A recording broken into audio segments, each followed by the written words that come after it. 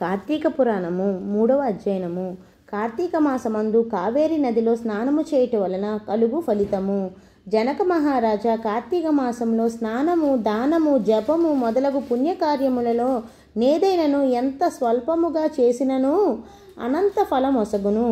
కార్తీక వ్రతమాచరించని నరులు 100 సార్లు కుక్క జన్మ పొందుదురు. కార్తీక పౌర్ణమి నాడు స్నాన దాన ఉపవాసములు చేయని నరులు 1,000,000 సార్లు చండాల జన్మ పొందుదురు. అట్లా చండాలురై పుట్టి తుదకు బ్రహ్మరాక్షసులగుదురు. దీనికి సంబంధించిన ఒక కథ చెప్పెదను వినుము. విముక్తి పొందిన రాక్షసులు.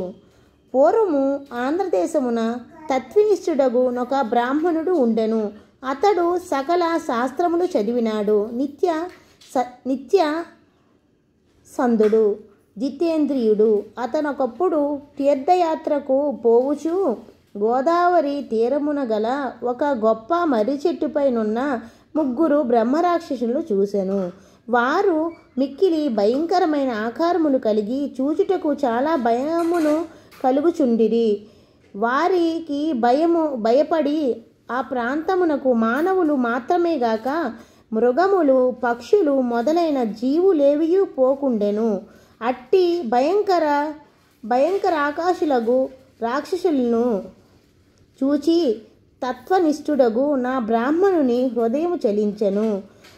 ప్రాణభీతి కలిగి దుఃఖించుచు శ్రీ విష్ణు పాదార విందములను స్మరించుచు దేవా దేవా రక్షించు, జగన్నాథ సమస్త భయములు పాలద్రోలుము, దేవేశ నన్ను కాపాడుము అని మొరపెట్టుచు వారికి భయపడి పారిపోసాగెను.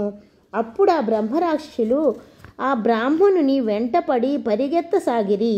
అట్లు కొంత దూరము పోయిన బ్రహ్మరాక్షసులకు బ్రాహ్మణుడు దగ్గర పడెను. అప్పుడు ఆ బ్రహ్మరాక్షసులు బ్రాహ్మణుని సమీపించి అతని ముఖము చూసిన తక్షణమే వారికి పూర్వజన్మ స్మృతి కలిగెను. అంతనా బ్రహ్మరాక్షసులు బ్రాహ్మణునకు నమస్కారం చేసి, బ్రాహ్మణోత్తమ, మహాత్ముడగు నిన్ను దర్శించినంతయే మేము పాపరహితులమైతిమి.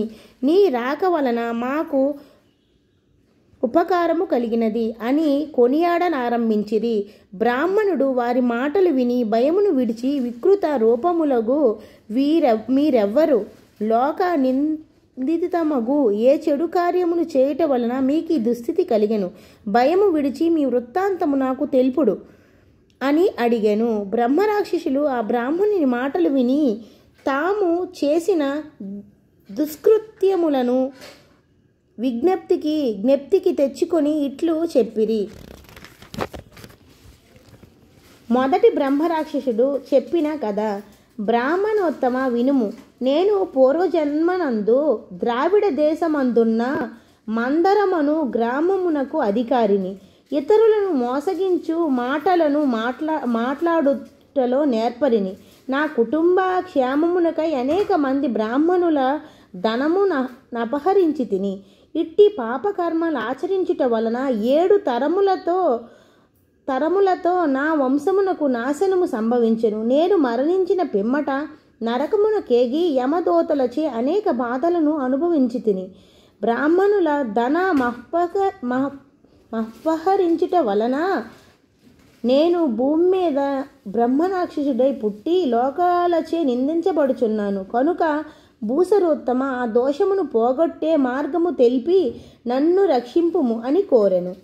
రెండవ బ్రహ్మరాక్షసుడు చెప్పిన కథ. బ్రాహ్మణోత్తమ, నేను ఆంధ్రదేశస్థుడను. నేను ప్రతిదినము తల్లిదండ్రులతో కలహమాడి వారిని దూషించుచుండెడని వాడను. అంతేగాక నా తల్లిదండ్రులకు చద్యాన్నము పెట్టి నేనును నా భార్య బిడ్డలను షడ్రోశోపితమైన అన్నమును తినుచుండెడి వారమును. బంధువులను గాని బ్రాహ్మణులను గాని ఒక్కనాడైనను అన్నము పెట్టి ఉండలేదు. విశేష ధనమార్జించి తిని, కానీ దాన ధర్మములు చేయనైతిని. ఇట్టి పాపకృత్యము లాచరించుట వలన మరణించిన పిమ్మట యమలోకమున ఈడ్చుకొని పోయితివి. అచ్చట 8 యుగముల వరకు యమబాధ అనుభవించి తరువాత భూలోకమున బ్రహ్మరాక్షసుడై పుట్టి అనేకులను హింసించి మరింత పాపము మూటగొట్టుకుంటుని. నాకీ పాపము పోవు మార్గము చూపి రక్షింపుడు అని కోరెను. మూడవ బ్రహ్మరాక్షసుడు చెప్పిన కథ. భూసరోత్తమ, నేను ఆంధ్రదేశీయుడును, బ్రాహ్మణుడను, విష్ణాలయాలలో పూజారిగా నుంటిని. క్రమముగా స్నాన సంధ్యావందనాలు విడిచితిని. స్వామి పూజ మానితిని. పరనింద చేయుచుంటిని. దయాశూన్యుడినైతిని. కఠిన వాక్కులు పలుకుచుంటిని.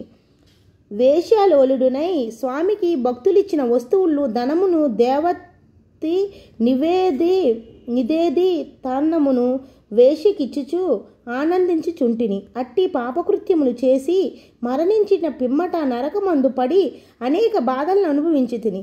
అందుచే బ్రహ్మరాక్షసునై పుట్టి అనేక పాపకృత్యములను ఆచరించుచు ఈ మర్రి చెట్టుపై నుంటిని. కనుక నాయందు దయ ఉంచి పద్ధతి పొందు ఉపాయము తెలుపుము అని కోరెను.